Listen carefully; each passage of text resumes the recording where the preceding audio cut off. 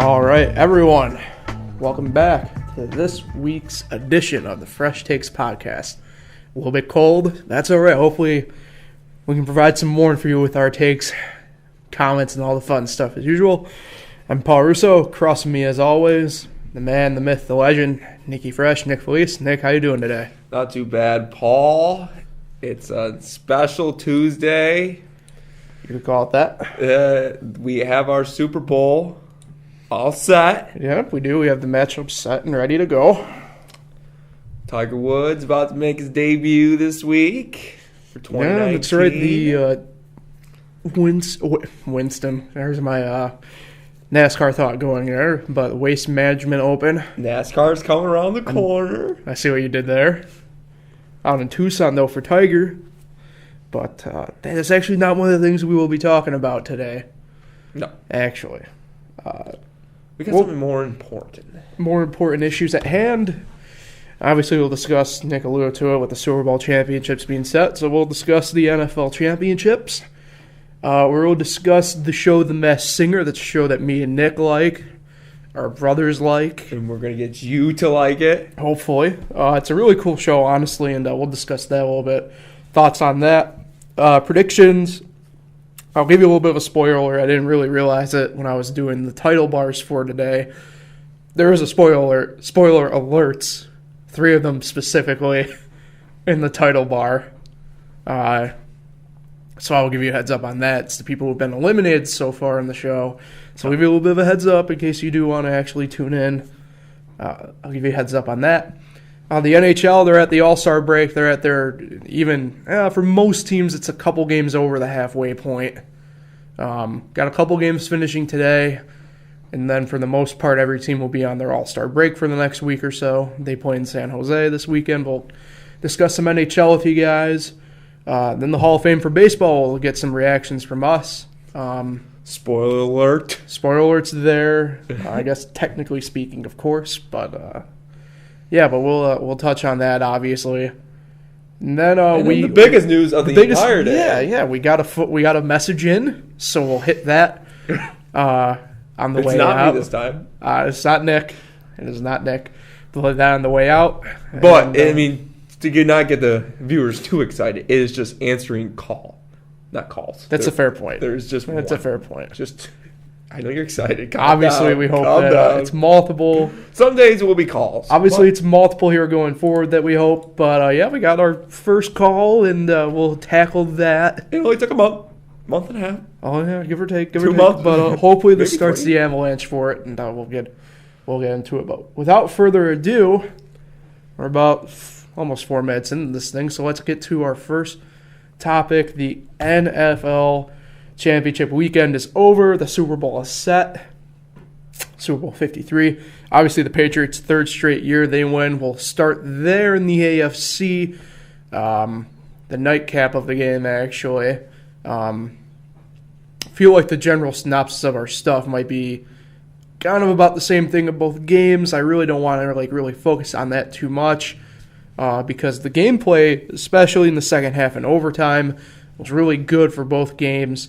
First half for each game kind of lackluster a little bit. Had some moments. Other than that, not really too much. Patriots, like I said, they're back in the 3rd straight Super Bowl. They're going to try and sandwich that loss that they got last year, the Eagles. Yeah, the Patriots were pretty, even though obviously the Chiefs came thundering back. The Chiefs weren't technically the ones to force overtime. But, yeah, the Chiefs came back. We got the overtime in that game. The big thing, in my opinion, about that game was how the Patriots controlled the clock. The first quarter, they went over 8 minutes on their first drive. Kind of the focus of the night for them, really, until you got to about the fourth quarter, about halfway through the third, into the fourth quarter, and then obviously overtime where you had the Chiefs on their heels. And they realized, and then so they got behind, so they're forced obviously to play a faster-paced football, which they did obviously well. The defense did, I thought, for the most part, pretty well, all things considered. And then I think overall too, you got to look at the this Patriots team. I picked them. I thought they were going to jinx them a little bit, but here they are again. The team we thought was possibly done here, not quite done yet by any means. Absolutely not. So I've been a sports fan since 2004. This will be my 15th Super Bowl that I have covered. Easy. Bald.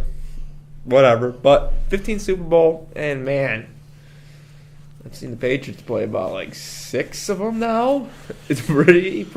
Yeah, give or take. 6 or 7 of them now. It was Super Bowl 39.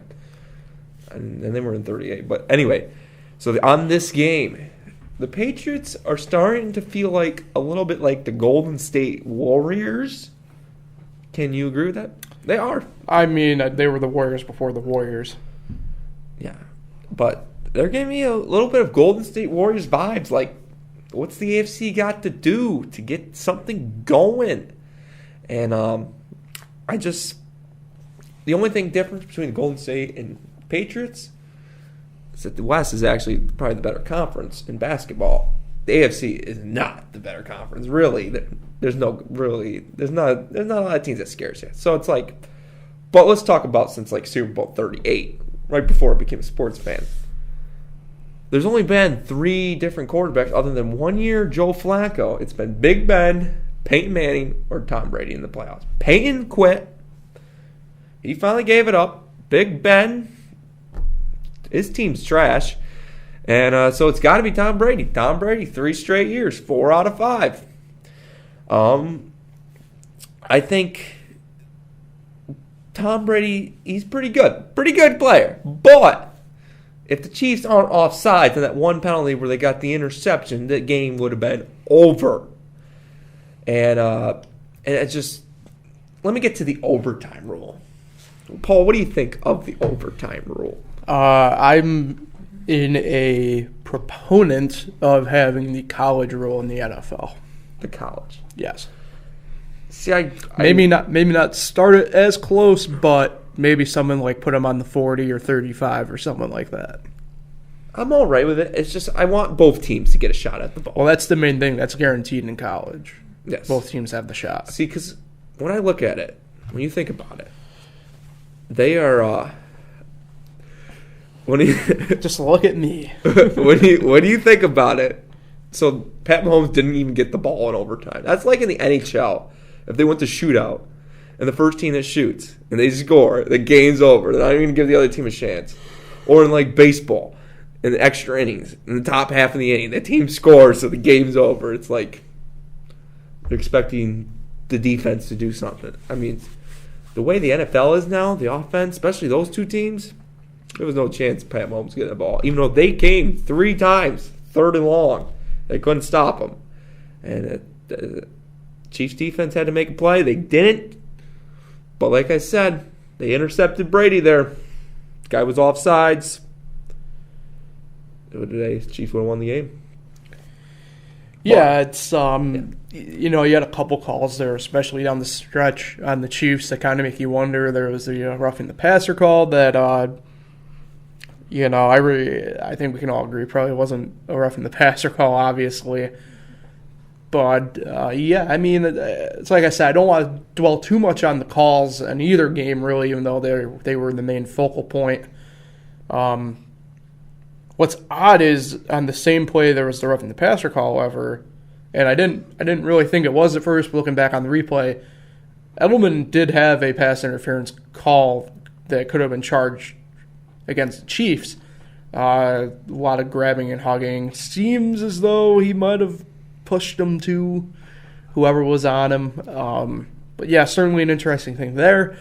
And I don't know what's a catch watching that game. There was 2 plays there. They said it wasn't a catch, the one, and then the one was a catch. I think it was Hogan. I don't know what a catch is. Yeah, I don't think any of us still really do. But so that covers the AFC side here for the moment. Then obviously you look at the NFC side, the Saints-Rams, and that probably had the bigger no-call weekend, obviously.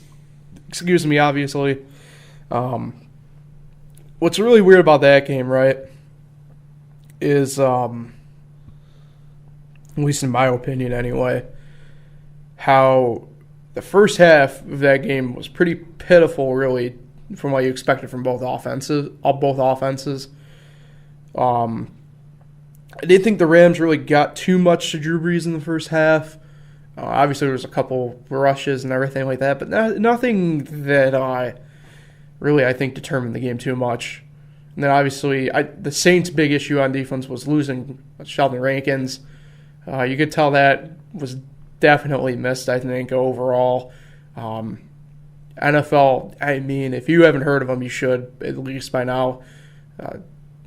Top 5 pass rusher in the league, hands down. They lost him last week against the Eagles. Well, now it would be Who's that again? 2 weeks. Sheldon Rankins. Extremely good. Not much, else. You could kind of not single team, kind of not so much double team, but you could spend an extra amount of effort on Cam Jordan at that point a little bit. I thought the secondary for them played exceptionally well for the most part. Lattimore, I thought, had another great game, proving how good of a corner he is in this league. And and then you look out on the Rams side, and like I said, both offenses not extremely great in the first half. Probably more defensive battle, obviously, in the first half. But that Rams defense showed up when it mattered. Second half, in crunch time, more or less, and then obviously in overtime. With obviously a big rush when the Saints got up to about the 50, forcing Drew Brees effectively to throw it up, and he had an interception from a guy on his back. And that kind of sealed the fate for the Saints in that case. And then Greg Zuerlein, who I had on fantasy this year, down the stretch, Greg the Leg, whatever you want to call him. Man, that thing would have been good for a few extra yards than what he actually got. And I mean, he put that game obviously in overtime as well. If you want to look at it from that point as well, big kick for him to force overtime. So, Nick. I'll play both sides. All right. I'll play as a Saints fan. I'll play as a Rams fan. All right. There's a lot of talk, controversy about that one no call that would have pretty much sealed the deal for the Saints. So I'm going to be a Saints fan. That was a pretty obvious interception. That was a pretty obvious pass interference call. The guy admitted it too. The Rams didn't have any timeouts. They could have kneeled the ball down. It would have been an easy chip shot, which they ended up making. Anyway, it would have been an easy chip shot with no time left on that clock, and the Saints would have gone to the Super Bowl. And then it makes you wonder when you watch the videos, and then you find out the one ref is from California. Because there's the one ref that looks like he's about to throw the flag, and then there's the other ref saying don't throw the flag. There's been video of that. Makes you wonder. There's been times, there's been bad calls in playoffs that have cost teams. But it makes you wonder about this ref. I know New Orleans is trying to do a petition. I agree with it. Let's try to get this game remade. But it's never going to happen. I mean, they already have. No, I don't even know if I'd want that to happen anyway. Imagine if it did happen, and then the guy. Oh, you have a bigger issue at that point because, man, I don't think even with that rule there you can do something like that. But it was a blatant pass interference. Yeah. Blatant pass interference. New Orleans should be going to the Super Bowl, but they're not. I'm going to play the Rams fan now. I would be a lot more mad, but I'm not really a Saints fan, so it's just like, and I kind of wanted the Rams to win the game. But here I am as a Rams fan. We got away with the no call. Good break, kept us in the game, went down, Zuerlein got the field goal, got us overtime. I'm thinking, we did get a lucky call. But the Saints had plenty of chances to bounce back. They could have stepped up after that field goal to give them the lead. Nope, Zuerlein got the field goal. Then they got the ball to start overtime. Drew Brees, unlucky interception, but didn't come through. The Rams ended up kicking another field goal. They go into the Super Bowl. As a Rams fan, you got lucky. But sometimes you get lucky. I'm just saying, is it luck though? Someone should really check out on that ref. Someone should check on that ref. I don't know, he's a little fishy. What I've heard about the guy. Oh, I don't know if he'll be calling future Rams games, but I I'm happy because I wanted to see the Rams win the game. But if you're a Saints fan, you should be very, very pissed because that's 2 years in a row. One was your own player screwing up against the Vikings, and now it's a ref screwing you this year in a round later. But, and the thing with the Saints, you don't know. Ingram could be leaving. Breeze is getting older. Might never get another chance. Got Michael Thomas, though, and Kamara. Yeah, it's, whoa, my fat fingers. But yeah, it's good looks on both sides from you, Nick. Thanks. Well done. Yeah, so we can we'll do this obviously next week. So we have a week off, at least of I'm going to pick the AFC in the football Pro Bowl. mattering. I'm going to pick the AFC. The game that matters. We're not doing Pro Early Bowl? line, I've heard anywhere between 2 and 3 points at the moment in favor of New England. The Rams have home field this year for how they really do. I think it was best record. I think they do in the NFL or something. I don't know. The NFL's weird like that. No Pro Bowl predictions. No. I think the NFC will win the dodgeball game. The AFC will win the game. Yeah, so I want to. We have a couple of minutes we can kind of toy around with this. So, kind of mention a little bit about the rule book, Nick. How would you feel? So, in the Canadian Football League, the CFL, they have a rule in place that allows you to challenge if there's a pass interference call. Doesn't affect really time-wise. They do it the same way you would challenge any other play. You lose that challenge. You lose, obviously, a challenge and a timeout. You in favor of that in the NFL? Obviously, it opens up another can of worms, but I don't think it's that much. Obviously, people, I know my dad even questions, like, obviously it's going to cause a lengthier game. I'm like, no, not really. It's going to be the same as they do like a normal, regular challenge. So, challenging that? Yeah.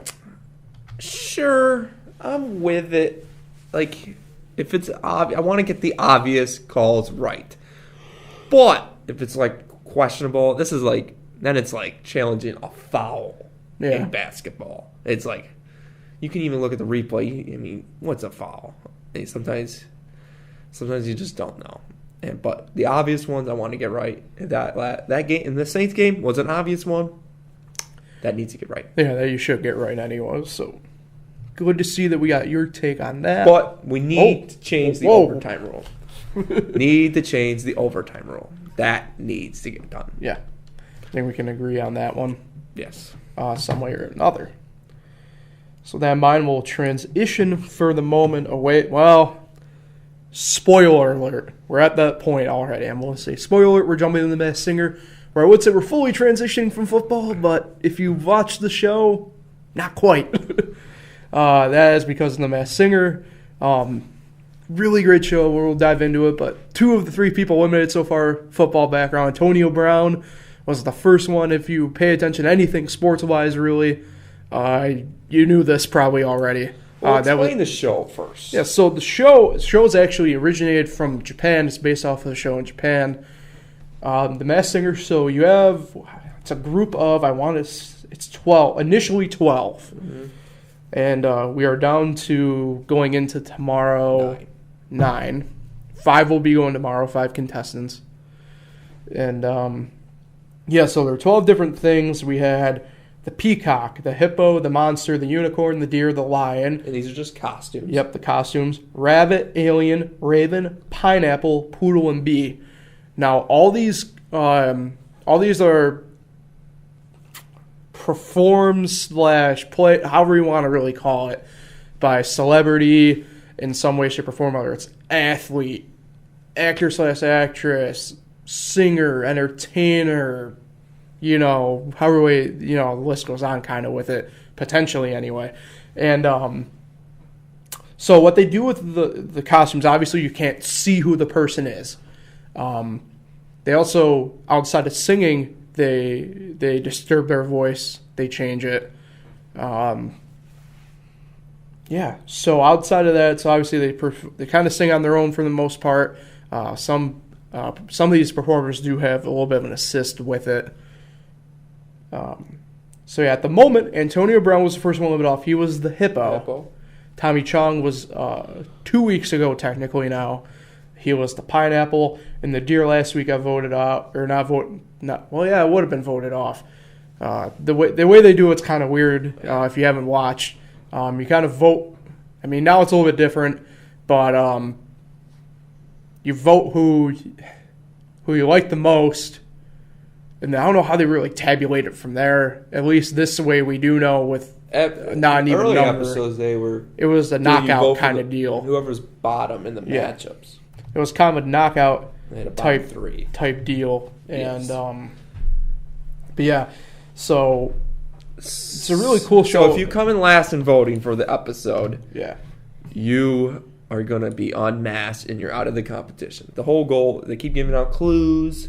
The whole goal is to find out who all these celebrities are, and that's what the cool part is the judges, they guess. They're really guessers. But they do make some picks. They do have a way of picking. But so then whoever has the least amount of votes for the episode gets unmasked, and there you go. It's AB, Tommy Chong, and Terry Bradshaw. And the only one I guessed right was Terry Bradshaw because that was an easy one. Yeah, I was. Well, to be fair, I'm kind of 2 for 3 on this. So I got Bradshaw right, like week 1 right away. I felt like it was just Terry Bradshaw. And you knew about his musical background. Yeah, he's a gospel, apparently Grammy-winning gospel singer. But I could tell kind of by the way he was acting and his voice. And he wasn't moving. He was kind of an older person. Yeah, and his body shape. And the clues, he doesn't like the Ravens. Yeah, someone who is fat, I could kind of tell. The football trophy gave it away. Also, the deer was kind of made like a football. Yep. But, yeah. Tommy Chong I kind of got from his clues because I noticed on the license plate the birthday, and then I looked online during the show, me and my brother did, and saw...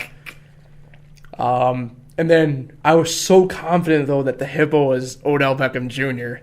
Me too. I was on board with you. So, yeah, 2 for 3 pretty much on our end. We knew it was a current football player. Yeah, it was one of only 2 people on that front, I felt like. Odell or Antonio, and I thought, just by the way it was kind of acting and moving, I thought, okay. The only one the guesser got right is Terry Bradshaw. Yeah. One was close. She said, who's it? Tommy Chong and who? Tommy Chong was the pineapple. Who's his buddy, though? Cheech Marin. Yeah, I don't really know much about him, but... Yeah. You know more. So tomorrow at 9 o'clock... On Fox. Channel 6 over here. Or 68, depending upon, I don't know. Sometimes Cable is weird, man. Yeah, so tomorrow you have performing The Lion. Or no, not The Lion. Scratch that. Looking at the wrong thing. Tomorrow will be the rabbit, the alien, the raven, the poodle, and the bee. Now, last time these performers performed, the alien and the poodle were the 2 at risk in joining the pineapple. And there are girls out there, too. Yes. So, tomorrow, Nick. Yeah, 9 o'clock on Fox. Who do you think will be voted off? I'm trying to remember. I'll toss it to you. I'm gonna tell you who I think, and I don't think many people are gonna like it. I'm gonna go alien. I wasn't gonna go alien. I was gonna go who faced off against the alien was the rabbit. I think the rabbit's gonna get voted off. Really? Yeah. He's the face of the cover of the show, the rabbit. I know. And we're still not sure how many episodes there are. Yeah, the website that I'm looking at over here on the main stuff over here shows 6 episodes, but apparently there's more. But there's gotta be. There's only listing 6 episodes, so it should be interesting, I guess, to see. So you think the rabbit? What really happens? Yeah, I want to see the alien. I'm guessing the rabbit or the alien. The alien is definitely. I thought those 2 were. I think combined the weakest matchup that they faced off a couple weeks ago. People thought the rabbit was good. I didn't think it was really over the top. I didn't think he was no peacock. Yeah, no peacock. I thought personally, if he faced off pretty much against anyone but the pineapple, he would have been at risk. Yeah.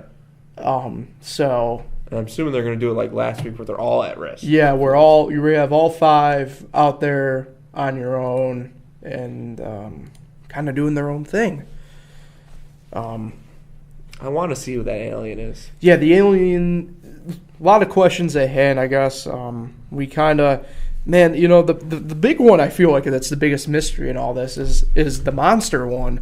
And we have our guesses. I think you and Pat are kind of big on the T-Pain, CeeLo Green. Well, the costume is so big, so you can't really get out the body. Well, that's the thing. I don't necessarily think it's a bigger guy. Because the monster's in my opinion, the only costume that you can't actually tell who it really is, because nothing's really tight on. Nothing obviously is really tight on, especially up top. It's definitely a guy. Yeah, it's a guy. I don't think it's T-Pain or CeeLo. The cool part about the show is I think they guessed on week 1 it was Seal, and I'm kind of thinking that way only because of the way the voice is. Yeah, the cool part about the show is it's their actual voice when they're singing. Like we said, for the most part, AB had some help with his stuff. There's a couple others in there that need a little bit of help, but yeah. So I'm lost on them right now. I only knew Terry Bradshaw. Now I don't have a clue. Terry Bradshaw. Yeah, Terry Bradshaw was that one where we were convinced, I think. But everyone's confident the peacock is who? Osmond? Donny Osmond. Well, apparently his sister kind of dropped a hint that maybe she shouldn't have. Or the past couple days. What'd she say? I'm not too sure. She said something. I saw it while perusing the listings for Masked Singer. So well, if they keep giving away more and more clues, it's going to get easier. I don't know. I kind of thought it was kind of harder with a couple of them last week. The monster didn't offer up any super clues. He was he's driving a Cadillac. He must be old. Well, that's not necessarily true. For me, my dream car is a '69 either Daytona Special or. I am pretty confident the monster did some time in jail or prison. Yeah, that'd probably be my bet. It's just the way it kind of did, Or he's just away from the game for a while. Something. Well, speaking of games, we'll 9 p.m. 9 p.m. Wednesday tomorrow. Nights, 9 p.m. tomorrow on it. So with that, we'll transition back. Speaking of games, back to games and back to sport. We'll discuss the big. I go with it's definitely the big sports news of the day, Nick. Right? Is Alex Ovechkin the peacock? No. But, so the Baseball Hall of Fame announced its class for 2019 today. The 4 getting in: Mariano Rivera, Roy Halladay, Edgar Martinez, and Mike Mussina. History was made today. Mariano Rivera is the first ever unanimous player to get into the Hall of Fame, receiving all 425 votes to get in. 100% obviously first year on the ballot. Second, if you want, I'll give you the list really quick here. Roy Halladay got 363. So did Edgar Martinez. That's 85.4% of the vote. Roy's first year on the ballot. Edgar's last year on the ballot. And then Mike Mussina got in with 326 votes, 6th year on the ballot. That's 76.7% of the votes. That put him, I think, 2 voters over what he needed, I believe. And then I'll give you, obviously, a couple of the notables here. Kurt Schilling was the first one looking out. 259 votes. That's 60.9% of the vote on his 6th year on the ballot. Both Clemens, for doing it, combining Clemens and Bonds, both on the 7th year of the ballot, they pretty much got 59% of the vote. It's needed. Larry Walker, 9th year, second to last year on the ballot. He got 54.6%, 232. He went up big, though. He did go up. That's a bit of what we're called the helium effect from Harold Baines getting in via the Veterans Committee. For this one, for me personally, we can dive into it more. I'll say it off the bat. Fred McGriff, last year on the ballot, 169 votes, 39.8%. To me, it's a bit of an unjust thing for the crime dog. Very comparable to Edgar Martinez and the guys that's not getting his due. Obviously, we can discuss this more a little bit. To me, another big snub, at least in my opinion, Todd Helton, 70 votes, 16.5% on his first year on the ballot. Really disappointing to see. Obviously, it's enough to stay around for next year. You need 5% of the vote for that. Some notables that will be off the ballot, all first-year guys this year that were knocked out. To me, the big notable one actually is Roy Oswalt. Only got 4 votes. That's 0.9%. He is off the ballot. Other notable guys, Michael Young, extremely good player, probably a Hall of Very Good type player. Only got 9 votes, 2.1%. He's off the ballot. Unfortunately for you, Nick, Jason Bay did not receive any votes. Not one. Other than that, hurts. Kind of. Just found out Juan Pierre retired 5 years ago today. Other than that, kind of steadfast for a Just lot trying to of help people. you out here, Paul. You only got 99.7% of the headline. You forgot the D in headline.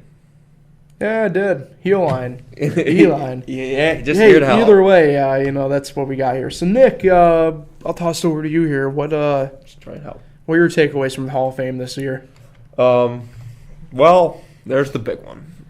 Mariano Rivera getting 100% of the vote. What do you think of that? It's cool. That's awesome.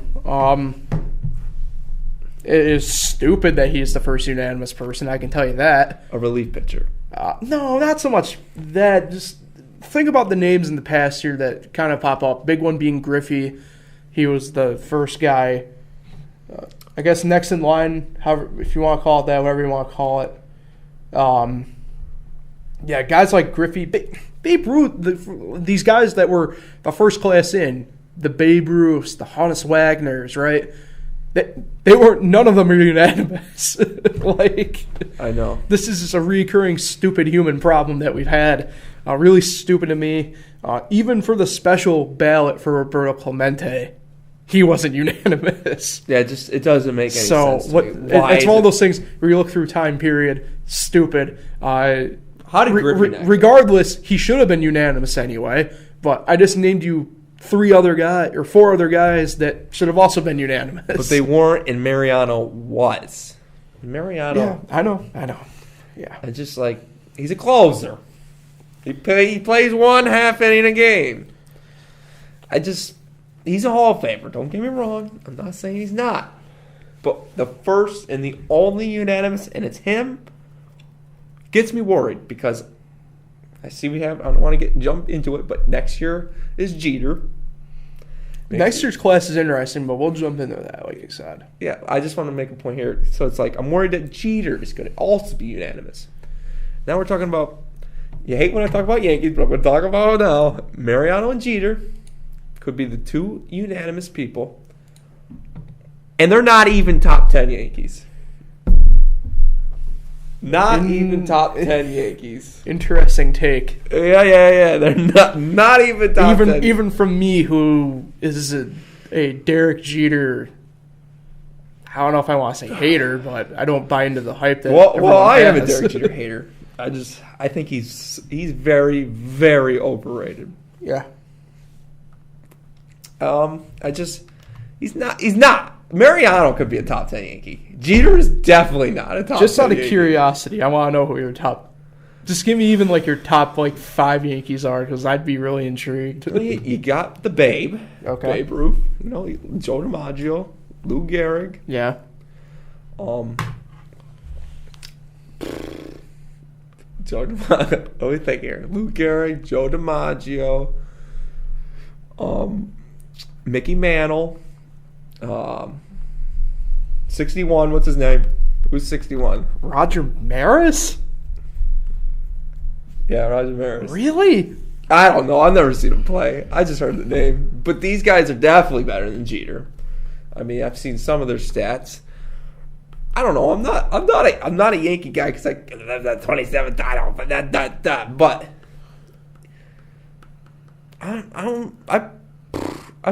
I put A-Rod over Jeter. Not just as a Yankee, but as a player, I take A-Rod over Jeter. 100%. A-Rod was a better player back in the day. Then he got into steroids. I don't know. I'm not a Jeter guy. Not a Jeter guy. Sure, he's. I don't think Didi's going to be no Jeter, but he could be a top 10 Yankee. There's some of the big names though. I don't know. So for me, I got Ruth, Berra, Mantle, Gehrig, DiMaggio, Rivera. This is no particular order, by the way. Yep. But I got Rivera and Jeter both in my top 10. Okay. I got Ruth, Berra, Mantle, Gehrig, DiMaggio, Rivera. Yogi Berra. I already said Berra. Berra? Berra, yeah. I got Thurman Munson, Jeter. I got Ron Guidry, who, in my opinion, is a way better player than Whitey Ford. I was going to say Whitey. And then I got probably, this one's really debatable, probably guys who could put ahead of him, but I got Elston Howard in my top 10 for Yankees, so I don't know. Okay, the whole Jeter A-Rod thing. Jeter done a lot more for the Yankees than A-Rod did. Yeah. But A-Rod's the better player. Yeah, probably for the most part. A-Rod's the better player. Come on. I think peak-wise, yeah, but man. But he did do steroids. Still waiting for Jeter to get caught. That A-Rod's downturn was bad, though. Like, historically bad. Yeah, no, he did it he's been doing it since high school, but. Who? What? A-Rod. He probably was taking steroids since high school. No, I was talking about the end of his career. Oh, yeah. Oh, you're talking about the end of his career. Yeah. I don't know. You're not going to convince me. A-Rod. I'd take A-Rod over Jeter. So, for you this year, do you have any, snubs or anything like that? Well, I'm a guy. I think Barry Bonds should be in the Hall of Fame. Barry Bonds. Mm-hmm. Kurt Schilling and Roger Clemens? I don't know. I have to really look at their numbers. But Barry Bonds should definitely be in the Hall of Fame. He's just the home run. He's the home run king. I mean, you could say whatever he did in San Francisco. I know he wasn't taking them in Pittsburgh because I've seen some of the pictures. Wasn't around, but he was a pretty skinny dude back in Pittsburgh when he won a couple MVPs. Barry Bonds should be in.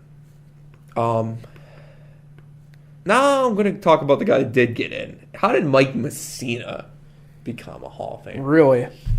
That's going to be the hill you're going to die on today. How is Mike Messina? I mean, he has the best winning percentage since 1900. Didn't know that, but like I said, I've only been a sports fan since 2004. When I saw Mike Messina at the end of his career, I didn't feel like I was watching a Hall of Famer. When I watched Roy Halladay, the late, great Roy Halladay, that's who I felt. I felt like I was watching a Hall of Famer. And like the Mariano thing, I felt like I was watching a Hall of Famer Mariano. I just do not think he should get 100%. And Griffey doesn't. I'm a big Griffey guy. I think Griffey's one of the best players of all time. He's a Hall of Famer. Roy Halladay's a Hall of Famer. Edgar, sure, why not? But Mike Messina just didn't get the presence watching him towards the end of his career with the Yankees. Like he was a Hall of Famer. I just didn't. Just didn't get that feel. So, but congratulations, Mike. You're in. Right. And Todd Helton should get more than 16%. Okay. So that leads me into this part here.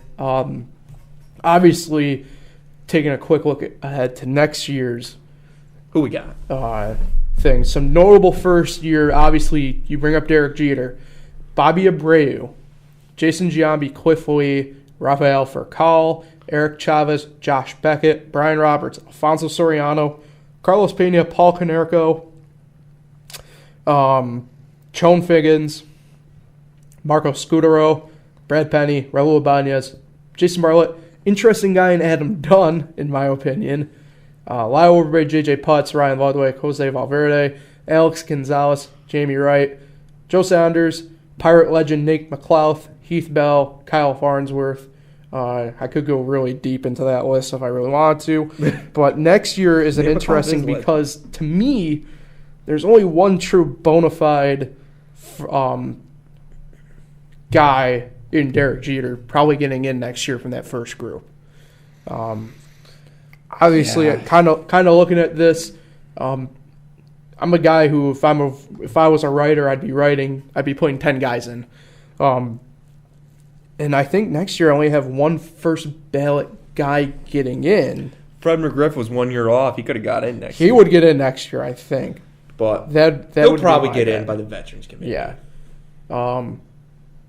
So for me, looking at it for next year, I think the only bona fide one that will get in is Jeter. But if I were to cast an early ballot, my ballot would be Roger Clemens, Barry Bonds, Omar Vizquel, Todd Helton, Gary Sheffield, Andrew Jones, Scott Rowland, Billy Wagner, and Jeff Kent. Those would be the guys I'm voting. Really? Not Sean Higgins? No. Like I said, Jeter's the only one really I feel like out of the newcomers that you could really vote bona fide for. Other than that, yeah, I mean it's hard. It's really hard to pick a guy. Giambi was my favorite player growing up, but he didn't have a Hall of Fame career. Then you obviously got people who play the steroid card, but I mean I'm voting obviously Clemens and Bonds and no Sosa. No. Sammy is an interesting one. Had a really great peak, but early career and obviously end of career did not live up tremendously. This was a guy who, as I jokingly say, the president of the 43rd president of the United States traded away. So that's who I kind of got for next year. Nick, you have any predictions in that regard? Or I would go for Nate McLeod for shits and giggles. But I'll say this too quickly: the person to keep your name on next year is probably going to be Larry Walker. If I had the opportunity to vote for an 11th, I'd put in Larry Walker. Barry Bonds and Roger Clemens and Kurt Schilling might make a big jump next year because that class you just said not very. I think next year might be the year you see Bonds and Clemens get in. Schilling, I can't vote personally for Schilling. You didn't vote for Schilling. No, I can't because I think his regular season stuff, from an overall perspective, I get that he's in the 3,000K club, but I think a lot of that was just because of the length of his career. And obviously you can make the case with a lot of pitchers, but a lot of these pitchers that are also in the 3,000 strikeout club really dominant in the regular season. Can't really always say that with Schilling. He showed up in the postseason, which is big, but to me, and obviously I might sound like a blowhard here, you gotta look at the whole thing, and I just can't get that with Kurt Schilling. Well, congrats to the Hall of Famers this year. Even though Mariano, nice guy though. Mariano's a nice guy. Good Sandman song. If Griffey and Roof had all done it, I'd be all right with it. I don't get why he's the. I just don't understand why you're saying that when we have, really, I guess the first true DH in Edgar Martinez, who was arguably like top 10 hitter of all time. Yeah, I'm not too high in the DH either. What do you like the DH? It's a position in baseball. Yeah, it is. It is. People need to stop being stuffy about this. I'm a national guy. Look, this opens up a whole another discussion about this, which this is not really the time or place at the moment. But it's the Hall of Fame. The fact that we are ignoring, and I get that's a tainted part of history. The fact that we're ignoring, though, like these steroid guys, the fact that we're ignoring people who are DHs, the fact that people are closers is ridiculous. It's asinine. Like they played baseball. They were great at what they did. This is the Hall of Fame, not Hall of specifics. If we want to get into that, I guarantee you this Hall of Fame, baseball-wise especially, would only have about 3 people in it. Because it's not the Hall of Good Character, I can tell you that much. It's not just the Hall of Clean People because, people from certain eras saying that, the steroid guys shouldn't be in. We got those guys high as hell playing every game off greenies and bennies and who the hell knows else what. So I get the point. I guess I'm it's happy my for rant. Rivera and Edgar. Just why not? Why not? They're Hall of Famers. Congratulations. So we'll jump into the list. I guess true topic of the day. Maybe not true topic, but we have about 5 minutes to hit on the NHL. Probably about 7 or 8 really to hit on the NHL. They're at the All-Star break, like I alluded to at the beginning. A couple games kind of going on right now, so it's a fun year of watching some hockey. I think it's a very big year. I think in terms of getting the general population, sport fan population back in. And for the most part, it's doing a great job. Not to toot horns of fandom here, but Tampa Bay Lightning, by far, probably the most fun offensive team in the East to watch. They have the best score differential, best point differential, no matter what way you want to cut it. They're at plus 59. The next closest team is out west, Calgary Flames. A little bit of a surprising team, honestly, the Calgary Flames. They're at plus 44 in their differential. The next in that is the Winnipeg Jets at plus 33, and they're leading the Central out west. Then the next best team is second in the Atlantic. The Toronto Maple Leafs are hanging strong. Another fun young team to watch, especially on offense. They're trying to get a contract with Austin Matthews figured out, and that should be fun to watch on the stretch because they're actually having conversations about that when they said they wouldn't. Don't know why. A lot of people kind of wrote off the Islanders a little bit, myself included. And they're playing some great puck, man. They really are. Barry Trotz has got that team going. They're obviously a big guy there. Used to be John Tavares. He's in Toronto now. And, the Islanders are playing some really good hockey. That's a fun team to watch. And they got some games still coming up, I believe, at the Coliseum, Nassau County Coliseum, which is where they'll be heading back to sort of full-time here next year and then obviously the year after. We'll stick in the East. Your playoffs at the moment, we're looking at Tampa Bay, Toronto, and Boston out of the Atlantic, out of the Metropolitan, Islanders, Capitals, and the Blue Jackets. Blue Jackets are a little bit surprising. They were struggling there for a while, had some internal issues, and it seemed they got that kind of figured out. Really, from a seed perspective, you have Tampa 1, Toronto 2, Islanders 3, Boston Bruins 4, Capitals 5, Columbus 6. Then your wild cards at the moment are the Montreal Canadiens and the Pittsburgh Penguins. Buffalo Sabres, you local fans, they're hanging tough still. Their differential kind of plummeted here. We last talked about them about a month ago. But they're hanging tough. They're above 500, 6 games above 500. They're only sitting 4 points back of the last wild card. And a lot can change with them. They're only 5 back, technically, of the Bruins in the Atlantic, so things could happen there. Nick, your Rangers, their surprising season's kind of faded a little bit more, but they're still in the hunt. They're 9 points back, certainly nothing huge, certainly still in it, but they're in a rough spot. Yeah, if the kind of digging themselves out of. If the Rangers don't make the playoffs, I'm all on board with the National Predators. Yes, so we'll dive right into the West. Tampa Bay's cool. Yeah. So we'll dive right into the West then. The West, like I said, being carried by the Calgary Flames at the moment. Certainly a surprising team. A little bit. Maybe they could. I thought maybe they could have contended for a wild card a little bit, but maybe not. Obviously, the division. Obviously, not the Western Crown. That's what they are leading right now. Winnipeg, like I said, are leading out in the Central. The couple teams, so the teams seeding wise would go like this: Calgary 1, Winnipeg 2, Nashville 3, San Jose 4. The Vegas Golden Knights would be 5, and this is where things get weird. Minnesota has a differential of -3. They're 4 games above 500.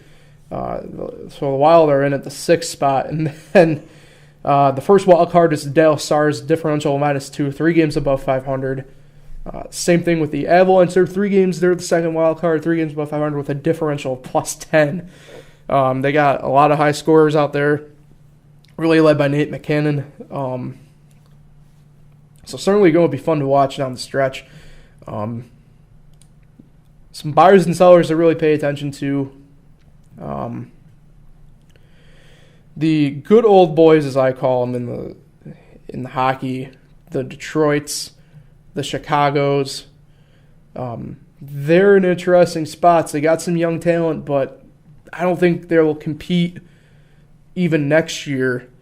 I know Detroit's already put a high price tag on Howard and Nyquist. They want first-round picks for them. I don't see a team like Tampa. I don't see a team like Toronto or even the Islanders pulling a trigger on something like that. Same thing with the Blackhawks. They haven't said any names specifically, but obviously guys, say you want to go after a Seabrook or a Keith type. They're not going to be cheap by any means. Another team out west to keep an eye on from the selling perspective, go be the Los Angeles Kings. They got a lot of money tied up, though. Should be interesting to see. The main name I see out there that's kind of probably go be on the move is Muzzin. Derek Muzzin, he's a defender. Not too sure where he would really go. I know personally for me as a Lightning fan, I'd like to see him shore up defensively a little bit. So you could see that as a potential lane, but I don't know what their main thing would be in return, though, for Muzzin. So that should be interesting on that front. Nick, you got anything from the hockey side? So I'm looking at the All-Star roster here. Okay.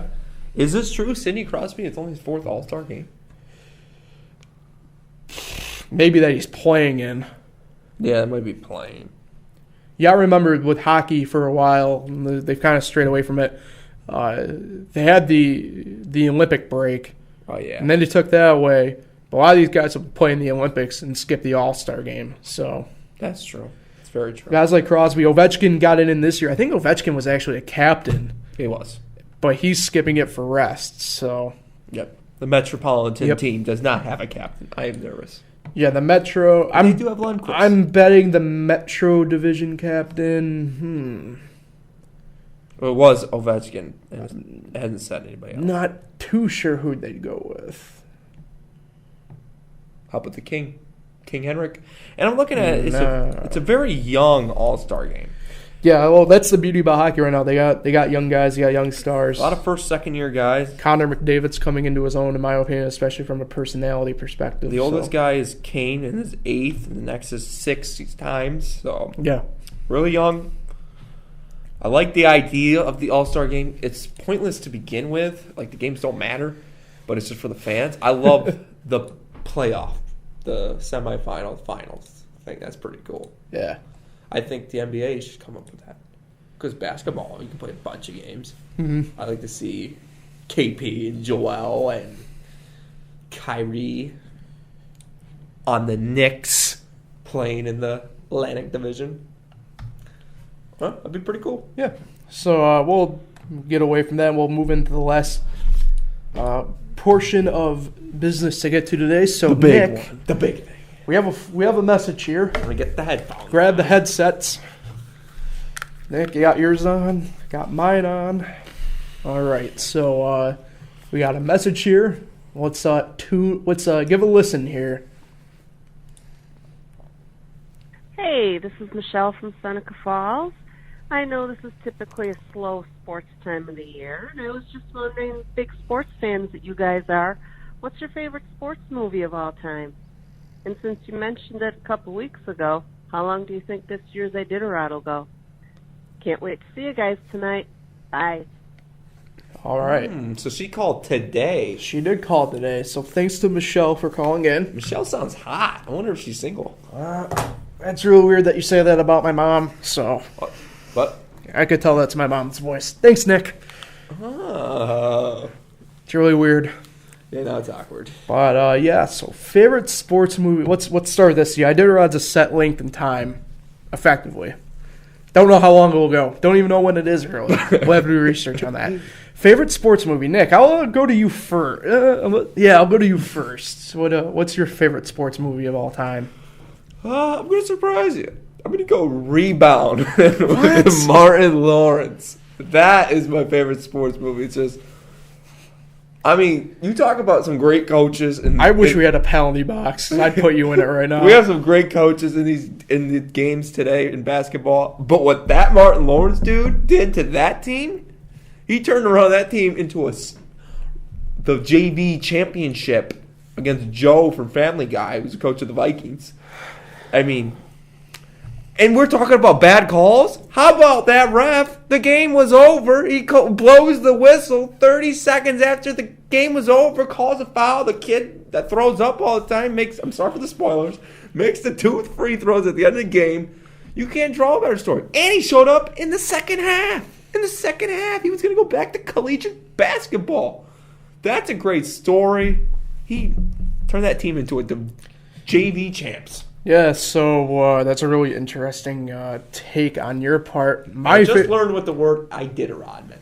So this is tough for me. I got a lot of different sports movies I like. Man,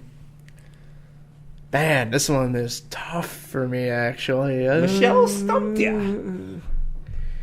Man, I like The Sandlot. Sandlot's a classic. Sandlot, the original. Yeah. Get out of here. Moneyball, I like Moneyball. Man, Trouble the Curve. I like. Man, that's not really so much a sports movie, but a cheesy romantic sports movie. I like. I like Major League. I like the Bad News Bears, the original. I ain't putting up with that Billy Bob Thornton one. Oh man, I like Days of Thunder. Cole Trickle. The Replacements. Replacements honestly ain't a bad movie. Like, I don't know if you've actually watched it, but that's actually a good movie. Thug. What's that? Thug. The hockey one. What's it called? Goon. Goon. Jesus Christ. Well, he's a thug. So, No, he's Goon. That's a good one. Remember the Nights. Titans, obviously. I remember. Talladega Nights. Talladega Nights is all right. You like it, don't you? Semi-pro. I like semi. If I had to pick a sports movie about that Will Ferrell's in, I'm picking semi-pro. What about Happy Gilmore? Happy Gilmore. If I have to pick one, all right, picking one, Sandlot. Okay. So favorite sports movies. Rebound and Sandlot. Yeah, so just a reminder to you guys, that's our first call, so hopefully we get more of you guys. 866-315-3591, extension 804 for us. Questions, takes, anything, stuff like that's pretty cool. So other than that, Nick pretty much takes us to the end of the podcast. So I'll throw it over to you for your token thing here. One more sports movie I just popped up in my head. Okay. How about 7 Days in Hell, the tennis movie with Andy Samberg and Harrington? Good. That's not a movie. That's a mockumentary. No, that was real, Paul. That was a real documentary. No. On Aaron Williams and Charles Bull. But anyway, we had a historic shout-out last week, the first ever double shout-out. We're talking about Hall of Fame. Mike Mussina. Questionable in the Hall of Fame. But this will be my first ever shout-out that I've already shouted someone out. So I've already shouted out my sister, I'm pretty sure. I'm going to shout her out again, Samantha Jane. Her favorite player growing up was Mike Mussina. Moose. And she's from Oneonta, where she goes to school. She says she's going to go to Cooperstown to watch Mike Mussina. I'm going to highly doubt that. I don't know how loyal it is. I have the text to prove it. First time we talked since her birthday in October. You have a place and time to prove it. Well, this is the first shout-out that's already been shouted out. So, it's just historic shout-outs all the way around. Nice, Nick. All right. So, that will take us on out of here for the night. Tune in next week. we'll obviously give our Super Bowl predictions and all that fun stuff. Sure you like, share, subscribe, all the fun stuff. And watch The Masked Singer. Watch The Masked Singer. Fox. Enjoy the week. Stay warm. Go stay relatively cold. So with that in mind, we'll catch you guys next week.